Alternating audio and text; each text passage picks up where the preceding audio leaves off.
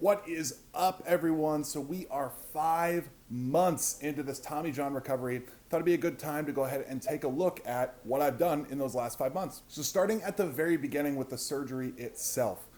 This was kind of a difficult thing to actually get the surgery. Saw multiple surgeons. 3 world-class surgeons actually told me that they wouldn't operate on my elbow.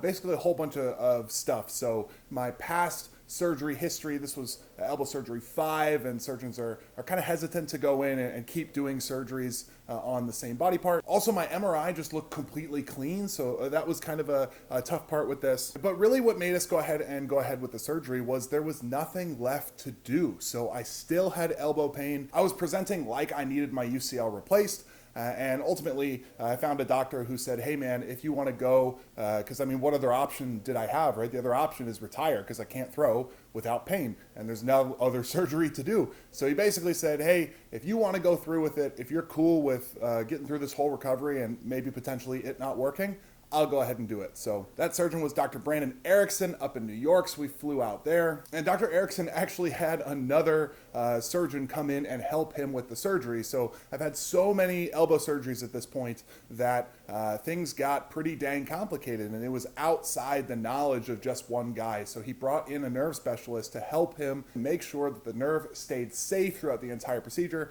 which was great because you don't want it not staying safe. Now, when he finally got in there, the first thing he did was, okay, well, let's see if the UCL is actually functioning the way it should be. And long story short, it wasn't. It was actually pretty interesting that he was pretty confident once he was looking at the UCL itself that it needed to be replaced. And even though all my MRIs were clean, that was actually really good to hear. Obviously, you don't want to hear that something isn't working, but I mean, we're already there and getting it replaced. So it was good to hear that we weren't doing it for no reason, and there definitely was something that could be happening with the UCL. So the surgery went as perfect as it could have.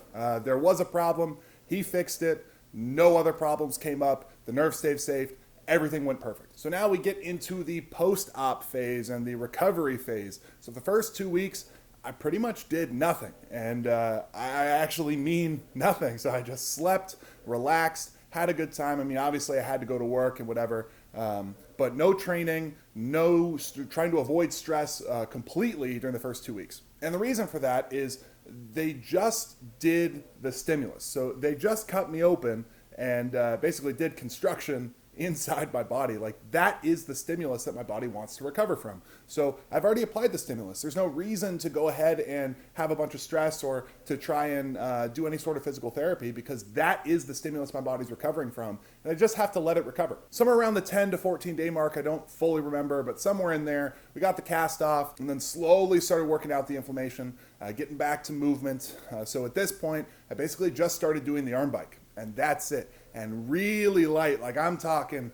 really light, just some real easy movements. Whole goal with that, flush the inflammation out and get range of motion back. Now I got my full range of motion back, being able to flex and extend the elbow at about week 4, somewhere in that range. Probably the end of week 4 is about when I got it. So at that point, I started adding in some very, very light physical therapy exercises. So different gripping, finger extensions, and obviously continuing with the arm bike. And it's actually really important that you keep everything really light at this point in time. This is a conversation I had to have with Dr. Erickson because I didn't fully understand what we were trying to do. Like, what was the goal at this point in the recovery?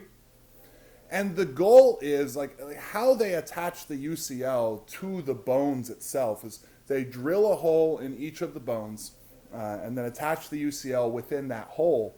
But think about it as if you've got a hole and the UCL goes in. Obviously, this is oversimplified. But what they want is they want the bone to grow in and to clamp down on that UCL. And that's why they want you doing very little to nothing for as long as possible. It's because they want that bone to grow in around that UCL and strengthen the connections. And once the bone has grown in, then you can start strengthening the UCL itself, or the new ligament, because it's not a UCL at that point yet, but it will be. But that's super, super important. You want to make sure that this grows in first, Once it grows in, then you can start stressing the ligament itself. And that can take drastically different amounts of time for different people. And there's not a whole lot known of exactly how to know when the bone is grown in. So each surgeon has a different period of time that they want you to wait before they do something. And for me, we decided on a period of time that was way far in the future. So this is super conservative.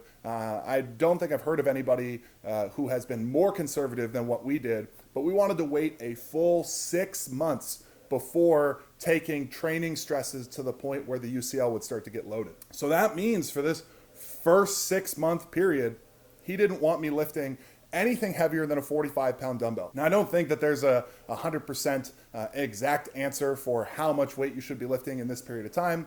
He just wanted it to be light for me. So I'm a pretty strong guy. 45 pounds is incredibly light for me. The whole point of limiting the weight is when you're grabbing a weight, it's pulling this whole joint apart. So everything has to contract and stabilize and to keep it together. So what he didn't want was for me to try and hold a weight that was really heavy. It then tractions this joint and stretches it out, which then could stress the UCL itself. It could basically, like what we talked about before, it could start stressing the UCL before that bone has grown in, and that is absolutely not what we want to do. So that's why we kept it so light for as long as we have. Yeah, and there's only one video here. The past rehabs, I've done a bunch of videos over the early portion of the rehab, but there's only one video here because there wasn't much to it. There was a lot of waiting at the very beginning, and then some really light movements, and then basically adding a little bit more movement. At some point I got into flexing and extending the elbow,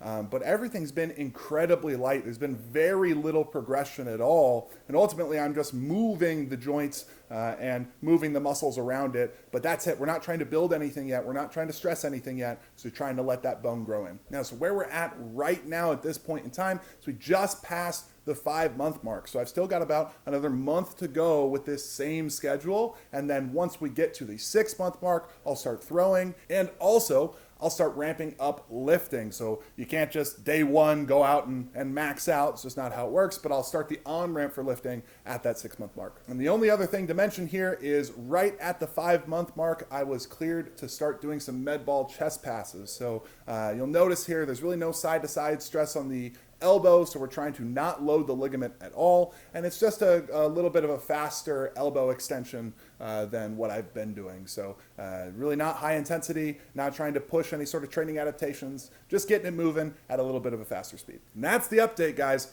Super basic, super easy. Been a lot of waiting, a lot of recovery, a lot of relaxing. Just letting myself rebuild from the stress that was done in the surgery. So I'm ready to go. Obviously, I spend a whole lot of time training, so this waiting period of time is pretty difficult for me, but we'll get to the point where I get to train. We'll get to the point where I get to go hard, and that'll be a great time. So we'll get there eventually, and don't want to mess it up. Don't want to mess up the whole success of the surgery because I can't wait. Like, that's just stupid. So even though it's difficult, wait, take my time, and then when it's time to go, it's time to go. But that is the update, guys. I hope you follow along.